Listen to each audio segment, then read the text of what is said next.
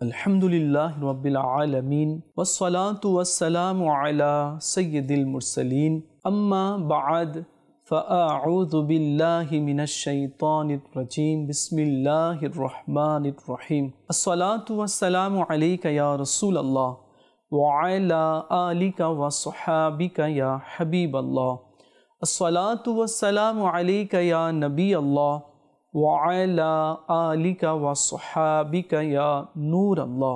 প্রিয় ইসলামী ভাইরা, আপনারা দেখছেন অনুষ্ঠান সিদ্ধান্ত আপনার।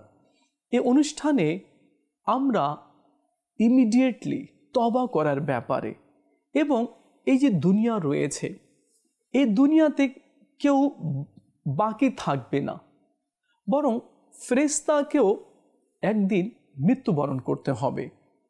যত বড় ফেরেশতা রয়েছে, জিবরিল আলাইহিসসালাম, মিকাইল আলাইহিসসালাম, ইসরাফিল আলাইহিসসালাম, মালাকুল মউত, আজরাইল আলাইহিসসালাম এবং আরশবাহী ফেরেশতা, এই আরশবাহী ফেরেশতা এবং ফেরেশতাদেরকেও মৃত্যুর স্বাদ গ্রহণ করতে হবে। অর্থাৎ যেদিন কিয়ামত কায়েম হবে, তো সেদিন এই পাহাড় পর্বত, চন্দ্র, নক্ষত্র, গ্রহ, তারা, জিন, ইনসান কেউ থাকবে না, একমাত্র আল্লাহ ছাড়া আর কেউ থাকবে না, কোনো ফেরেশতাও থাকবে না। যখন কেউ থাকবে না, আমার বিজনেস, আমার জমি, আমার জায়গা, আমার ঘর, আমার বাড়ি, আমার ব্যাংক ব্যালেন্স এবং আমার পছন্দের বাগান, এগুলো যখন কিছুই থাকবে না, আমার ক্ষমতা থাকবে না, আমার বল থাকবে না, যখন কিছুই থাকবে না, তো আমরা কেন আল্লাহ তাআলার নাফরমানি করছি? আর কেন আমরা ভালো সিদ্ধান্ত এবং ভালো ডিসিশন আমরা কেন নিচ্ছি না? আজকে আমরা এই বিষয়ে জানার চেষ্টা করব। চলুন আগে আমরা দুরূদ শরীফের একটি ফজিলত জেনে নিই। রাসূল করিম রউফুর রহিম সাল্লাল্লাহু আলাইহি ওয়াসাল্লাম ইরশাদ করেছেন, যে ব্যক্তি আমার প্রতি একদিনে 1000 বার দুরূদ শরীফ পাঠ করলো, সে ততক্ষণ পর্যন্ত মৃত্যুবরণ করবে না যতক্ষণ জান্নাতে তার স্থান দেখে নেবে না। সুবহানাল্লাহ। তো আসুন আমরা নিয়ত করে নিই, আমরাও প্রত্যেক দিন 1000 বার আমাদের নবী মাহবুবে আরবি সাল্লাল্লাহু আলাইহি ওয়াসাল্লামের নুরানি দরবারে দুরূদ শরীফ পাঠ করব। এতে কি হবে কি দুনিয়াতেই আল্লাহ তাআলা তাকে তার জান্নাতের স্থান দেখিয়ে দিবে।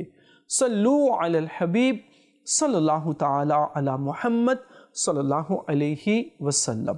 প্রিয় ইসলামী ভাইরা, যে কথা আমরা শুনছিলাম কি যখন এই দুনিয়াতে কেউ থাকবে না, আমার ক্ষমতা, আমার দাপট, আমার প্রপার্টি যখন কিছুই থাকবে না, আমার বল, আমার ক্ষমতাও কিছু থাকবে না, তো আমরা কেন আল্লাহ তাআলার নাফরমানি করছি?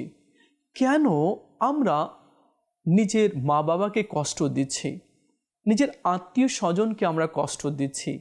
কেন আমরা আল্লাহ পাকের নাফরমানি করছি? কেন আমরা তাড়াতাড়ি গুনাহ থেকে তওবা করছি না? কেন আমরা নিজের কবরকে ভালো করছি না? কেন আমরা আমলের পথে আসছি না? কেন আমরা সেই কাজ করছি যে কাজে আল্লাহ এবং তার রাসূল অসন্তুষ্ট হয়? আমরা সে কাজ কেন করছি যে কাজে শয়তান খুশি হয়?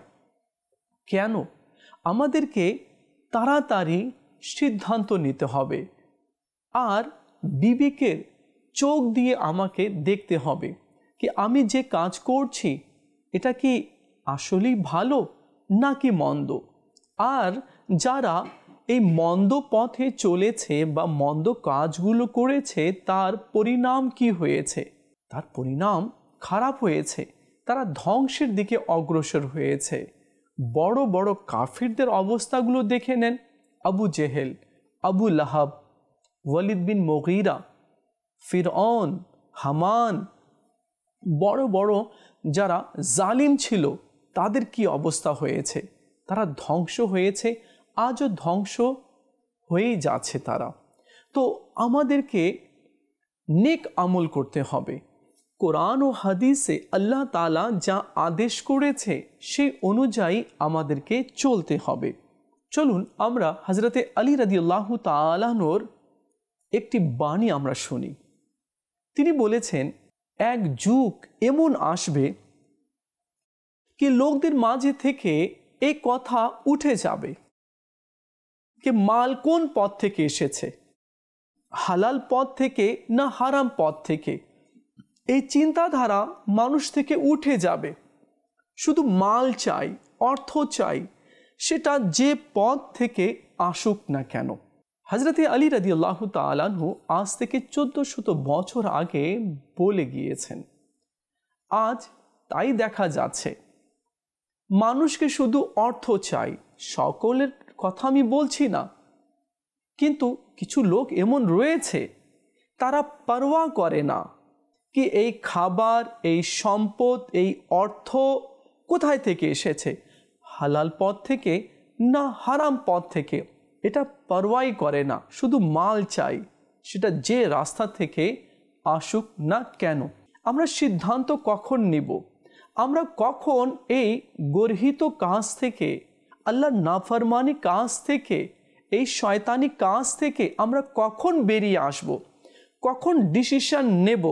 আর হ্যাঁ, একটা কথা এখানে আছে, কেউ যদি পাপ কাজ থেকে বেরিয়ে আসে, নাফরমানি থেকে বেরিয়ে আসে, আর সত্যিকারে অন্তরে যদি কেউ তওবা করে নেয়, তো আল্লাহ তাআলা তাকে সহযোগিতা করে।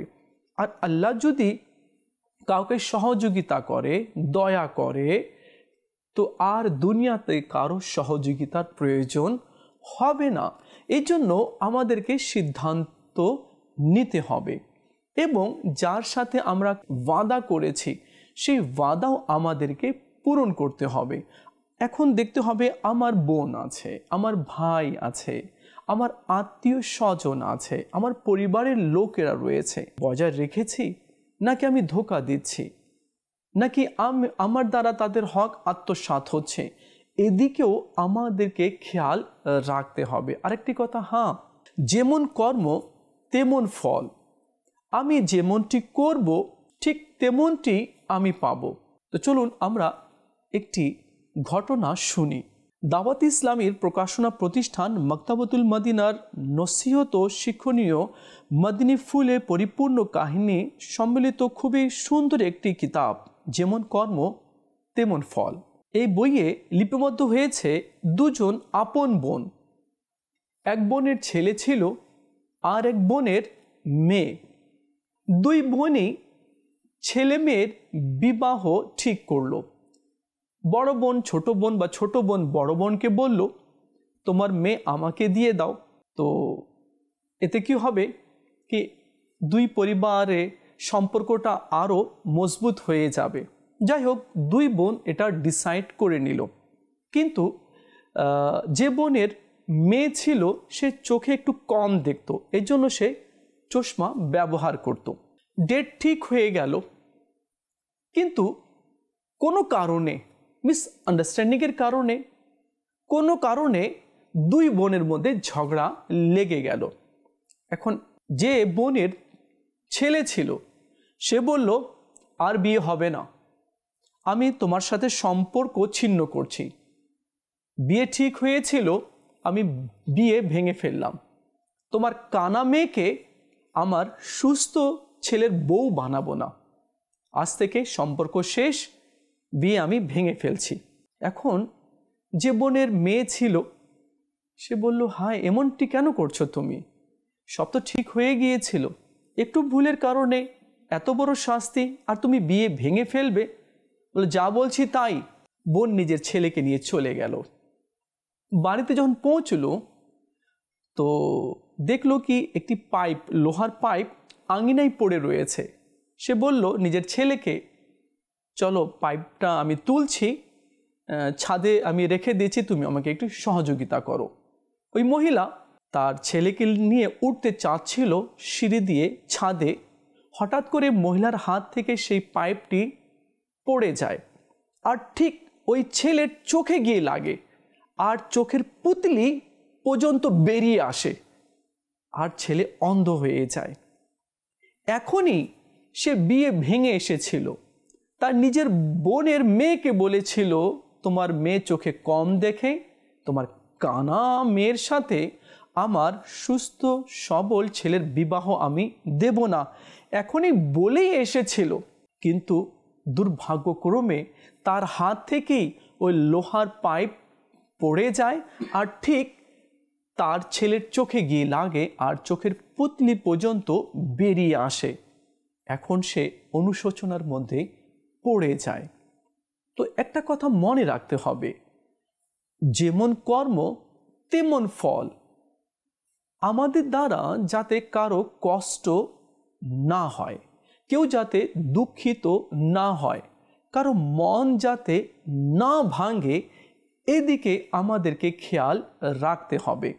দেখতে হবে আমি যে কথা বলছি এ কথাতে লোকেরা বা প্রতিবেশী বা আমার আত্মীয়রা বা আমার ছেলে বা আমার মেয়ে বা আমার স্ত্রী বা আমার মা বা আমার বাবা বা ভাই বোন এরা খুশি হচ্ছে না অসন্তুষ্ট হচ্ছে, কষ্ট পাচ্ছে, এদিকেও আমাদেরকে দেখতে হবে। অনেকেই তো এমন রয়েছে যা ইচ্ছে তাই বলে দেয়, যা মুখে আসে তা বলে দেয়। সে বড় ছোট্ট, হ্যাঁ, পরিবারের মুরব্বী রয়েছে, এগুলো দেখে না। শিক্ষক রয়েছে, তা দেখে না। মা বাবা, বড় ভাই বড় বোন আছে, পরোয়াই করে না, যা ইচ্ছে তা বলে দেয়। অনেক সময় তো দেখা যায় এসব লোক থেকে পরিবারের লোকেরা, আত্মীয় স্বজনেরা চুপ, কথাই বলতে চায় না। আরে কি কথা বলবো তার সাথে?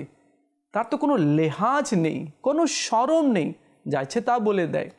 বড় ছোট তো দেখেই না। তো না, আমি জানি না কেন এমনটি করে, কি হয়েছে, এটা কি মাথার কি হয়েছে? মা আছে, মাকে যা ইচ্ছে তা বলে দেয়। বাবা আছে, যা ইচ্ছে তাই বলে দেয়। বুড়ো হয়ে গেছো, কিচ্ছু জানো না তুমি, মূর্খের মতো কথা বলো। হায় আল্লাহ, বাবাকে এভাবে বলছে যে বাবা কথা বলা শিখিয়েছে, হাঁটা শিখিয়েছে, খাওয়া শিখিয়েছে, সেই বাবা নাকি কিছু জানে না। তো এ থেকে মানুষকে শিক্ষা অর্জন করা উচিত এবং তওবা করে নেওয়া উচিত। আর নিজের বিবেককে জিজ্ঞেস করা উচিত কি আমি যেটা করলাম ভালো করলাম? না, আমি ভালো তো করিনি। তওবা করা উচিত আর তাড়াতাড়ি সিদ্ধান্ত নেওয়া উচিত কি না, আমাকে এমনটি আর করা ঠিক হবে না। চলুন আমরা একটি হাদিসে কারিমা শুনে নিই। আল্লাহ নবী সাল্লাল্লাহু তাআলা আলাইহি ওয়াসাল্লাম ইরশাদ করেছেন, যার এটা পছন্দ যে জান্নাতে তার জন্য মহল সাজিয়ে দেওয়া হয় এবং তার মর্যাদাকে বৃদ্ধি করে দেওয়া হয়, তবে তাকে এই কাজগুলো করতে হবে। তা কি হচ্ছে? তার উচিত যে তার প্রতি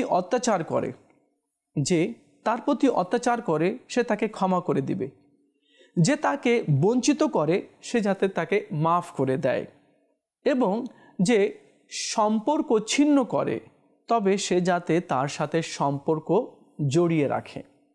তো এই কাজটি তাকে করতে হবে। কেউ বঞ্চিত করলে দান করতে হবে, কেউ কষ্ট দিলে ক্ষমা করে দিতে হবে, আর কেউ আত্মীয়তার বন্ধন ছিন্ন করলে তার সাথে আত্মীয়তার বন্ধন সম্পর্ক জড়িয়ে রাখতে হবে। কিন্তু এই কাজগুলো খুব কম মানুষই আছে যে করে। হ্যাঁ, যে করে তার জন্য আল্লাহ নবী সাল্লাল্লাহু আলাইহি ওয়াসাল্লাম সুসংবাদ শুনিয়েছে। কি সংবাদ? কি আল্লাহ তাআলা তার জন্য জান্নাতকে সাজিয়ে দিবে আর তার মর্যাদাকে আল্লাহ তাআলা বৃদ্ধি করে দিবে। কিন্তু এত বড় পুরস্কার থেকে মানুষ বঞ্চিত হয়ে যায়। কেউ যদি বঞ্চিত করে তো তাকেও বঞ্চিত করে, কেউ যদি আঘাত করে তো তাড়াতাড়ি প্রতিশোধ নেয়, আর কেউ যদি সম্পর্ক ছিন্ন করে তো বলে আমার বয়ে গেলাম না, কথা বললাম না, আমার কি ঠেকা পড়েছে, যাক সে যাক, আমি যাব না তার কাছে। তো না, এমনটি করা ঠিক নয়। আমার নবী সাল্লাল্লাহু তাআলা আলাইহি ওয়াসাল্লামকে কেউ গাল দিলে আমার নবী দোয়া দিতেন, দুশ্মন আসলেও আমার নবী চাদর বিছিয়ে দিতেন। তো আমরা তো নবী সাল্লাল্লাহু আলাইহি ওয়াসাল্লামের উম্মতি আছি, আর আমাদেরকেও নবী সাল্লাল্লাহু তাআলা আলাইহি ওয়াসাল্লামের জীবনী থেকে শিক্ষা অর্জন করা উচিত, আর ইমিডিয়েটলি সিদ্ধান্ত নেওয়া উচিত যে আমাকে কি কাজ করতে হবে। আর অনেক সময় মানুষ ডিসিশন নিতেও পারে না, বুঝতেও পারে না কোনটা ভালো আর কোনটা মন্দ, মানুষ বুঝে না। বোঝার জন্য ভালো পরিবেশে উঠা বসা করতে হবে, জ্ঞানী গুণী যারা রয়েছে তাদের কাছে বসতে হবে, তাদের থেকে পরামর্শ নিতে হবে, তাদের থেকে শিখতে হবে। হাদিসে পাক পড়তে হবে, কোরআনে পাক পড়তে হবে, কোরআনে পাকের অনুবাদ পড়তে হবে, তাফসীর পড়তে হবে। তখনই না আমরা দুনিয়ার অনেক বইগুলো পড়েছি, অনেক বই পড়েছি, এই বই পড়েছি, সেই বই পড়েছি, নভেল পড়েছি, জানি না কি কি পড়েছি, যেগুলো আমাদের বাপ দাদা পড়েনি সেগুলো আমরা পড়েছি। কিন্তু পড়িনি তো আমরা কোরআন পড়িনি, পড়িনি তো আমরা হাদিস পড়িনি, পড়িনি তো আমরা সাহাবা কেরামের জীবনী পড়িনি, পড়িনি তো আমরা আম্বিয়া আলিমুসাল্লাতুসাল্লামের জীবনী আমরা পড়িনি, যার কারণে এই অবস্থা রয়েছে। তো আসুন আমরা নিয়ত করে নিই কি আমরা এখন থেকে আম্বিয়া আলিমুসাল্লাতুসাল্লামের জীবনী, সাহাবা কেরামের জীবনী, আউলিয়া কেরামের জীবনী, আমার নবী সাল্লাল্লাহু আলাইহি ওয়াসাল্লামের সিরাত নিয়ে আমরা পড়ার, স্টাডি করার আমরা চেষ্টা করব ইনশাআল্লাহ আজ্জা ওয়া জাল। প্রিয় ইসলামী ভাইরা, দাওয়াত ইসলামীর প্রকাশনা প্রতিষ্ঠান মকতবাতুল মদিনার কিতাব আশিকানে রসুলের 130টি কাহিনী মক্কা ও মদিনার জিয়ারত সম্বলিত এর 54 পৃষ্ঠায় রয়েছে, মুজাহিদ ইবনে ইয়াহিয়া বলখি বলেন, খোরাসানের এক অধিবাসী 60 বছর যাবৎ মক্কা শরীফে বসবাস করে আসছিলেন। তিনি অনেক বড় আবিদ, জাহিদ এবং রাত্রি জাগরণকারী ব্যক্তি ছিলেন। তিনি কোরআনে করিম পাঠ করতেন এবং সারা রাত তাওয়াফ করতেন। অনেক বড় আবিদ, জাহিদ ছিলেন। তার এক বন্ধু ছিল, সে এসে বলল, আমার কাছে 10,000 দিরহাম আছে, এটা তুমি আমানত স্বরূপ রাখো, আমি সফরে যাচ্ছি, ফিরে আসলে আমাকে দিয়ে দিও। সে বলল, ঠিক আছে, তুমি ফিরে আসো সফর থেকে, তো আমি তোমাকে দিয়ে দিব, এটা আমার কাছে আমানত রইল। যখন সে ফিরে আসলো তো জানতে পারলো কি সে মারা গিয়েছে। সে তো একেবারে আশ্চর্য হয়ে গেল, এখন আমি কি করি? আমার বন্ধুকে আমি 10,000 দিরহাম দিয়ে গিয়েছিলাম। ঠিক আছে, সে তার বন্ধুর আত্মীয় স্বজন এবং ছেলেকে জিজ্ঞেস করলো, বাবা, আমি তোমার বাবাকে 10,000 দিরহাম দিয়েছি আমানত স্বরূপ, তোমাদেরকে কিছু বলে গিয়েছে? তো বলল, না, আমাদেরকে তো কিছু জানিয়ে যায়নি, হঠাৎ করে মৃত্যুবরণ করেছে, আর আপনার দিরহামের ব্যাপারে আমাদেরকে কিছু বলে যায়নি। সে একেবারে কান্নায় জর্জরিত হয়ে গেল। মক্কা মুকাররমার বড় বড় আবিদ, জাহিদ এবং জ্ঞানী গুণীকে গিয়ে জিজ্ঞেস করলো কি এখন কি করা যায়, এমন এমন অবস্থা হয়েছে।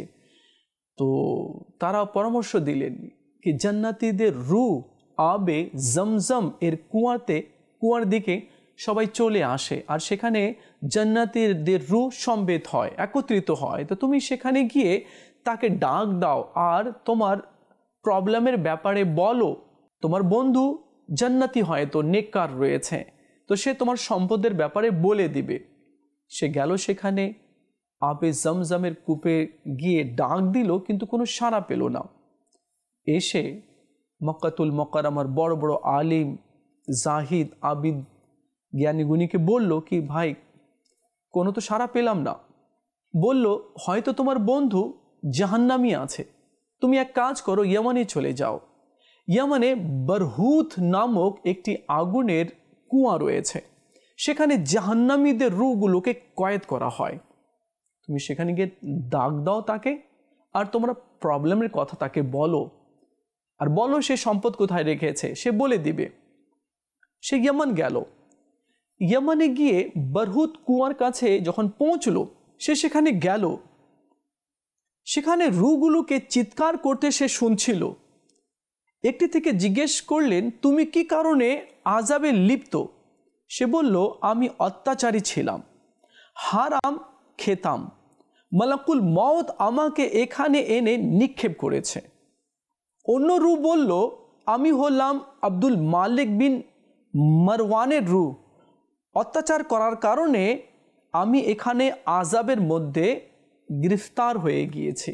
পরে আবার সে ডাক দিল তার বন্ধুকে, সে সেখানেই ছিল। সে বলল, হ্যাঁ, আমি এখানে আছি, আমি তোমার কথা শুনতে পাচ্ছি, আমি তোমার সম্পদগুলোকে আমি ঘরের অমুক কোণের মধ্যে মাটিতে পুঁতে রেখেছি, আমার ছেলেকে গিয়ে বলো কি অমুক জায়গায় রয়েছে, সে তোমাকে খুঁড়ে বের করে দিবে।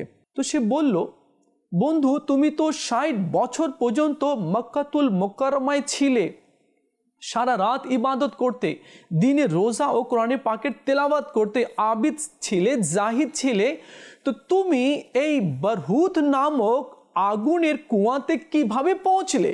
সে বলল, আমার এক বোন আছে, সে পঙ্গু, প্যারালাইসিসে রয়েছে, আমি তাকে কখনো দেখতে যাইনি, তার আমি সেবা করিনি, তার হক আমি আদায় করিনি। হয়তো এই কারণে আল্লাহ তাআলা আমাকে এই বারহুত আগুনের কুয়াতে আমাকে নিক্ষেপ করে দিয়েছে। সে যদি আমাকে মাফ করে তাহলে আল্লাহ আমাকে মাফ করে দিবে। এ কথা শুনে সে আবার মক্কাতুল মুকাররমার দিকে পৌঁছলো এবং তার ছেলেকে গিয়ে বলল যে তোমার বাবা অমুক জায়গায় আমার সম্পদটা রেখেছে। ঘুরে দেখলো তো বাস্তবিকই সেখানেই ছিল। এরপর সে ওই ব্যক্তির বোনের বাড়িতে গেল, দেখলো বাস্তবিকই সে অসুস্থ হয়ে পড়ে রয়েছে, তাকে হেল্প করলো, সাহায্য করলো, সহযোগিতা করলো, আর ভাইয়ের সবগুলো কথাগুলো বলল যে তুমি ক্ষমা করে দাও, তুমি যদি ক্ষমা না করো তাহলে তাকে সেখানে আগুনের মধ্যেই তাকে রেখে দেওয়া হবে। পরে বোন মাফ করে দিল। এরপর সে আবার আবে জমজমের কূপে গিয়ে তাকে ডাক দিল, তো দেখলো এখন তার রূহ জান্নাতীদের রূহদের সাথে রয়েছে, আর বলল আমার বোন আমাকে ক্ষমা করেছে, আল্লাহ আমাকে ক্ষমা করে এই জান্নাতি রূহদের সাথে থাকার তৌফিক আল্লাহ দান করে দিয়েছে। তো প্রিয় মদিনী চ্যানেলের দর্শকবিন্দু, আমাদেরকেও সিদ্ধান্ত নিতে হবে, আমি কি আত্মীয়তার বন্ধন ছিন্ন করব, নাকি তাদের সাথে আমরা আত্মীয়তার বন্ধন বজায় রাখব? তাদেরকে দূরে ঠেলে দিব নাকি আমরা বুকে জড়িয়ে নেব? আমরা তাদের হক আত্মসাৎ করব নাকি তাদের হক আমরা আদায় করব? তো সিদ্ধান্ত আপনার রয়েছে। কেননা যদি আমরা তাদের হক আদায় করি এবং ভালো ব্যবহার করি তো আল্লাহ তাআলা আমাদেরকে দয়া করবে, আর আল্লাহ তাআলা তার দয়ায় আমাদেরকে জান্নাতে প্রবেশ করাবে। আর যদি আমরা হক আদায় না করি, তাদের উপরে জুলুম অত্যাচার করি, তাহলে এটা গুনাহ রয়েছে আর জাহান্নামে নিয়ে যাবার মতো কাজ রয়েছে। তো দুইটি ওয়ে রয়েছে, এখন সিদ্ধান্ত আপনার উপরে যে আমাকে কোন ওয়ে, কোন রাস্তাতে চলতে হবে। দেখা হবে আগামী পর্বে, আরেকটি বিষয় নিয়ে আলোচনা করব। ততক্ষণ ভালো থাকবেন, মদিনী চ্যানেলের সঙ্গেই থাকবেন। সাল্লু আলাল হাবিব সাল্লাল্লাহু তাআলা আলা মুহাম্মদ সাল্লাল্লাহু আলাইহি ওয়াসাল্লাম।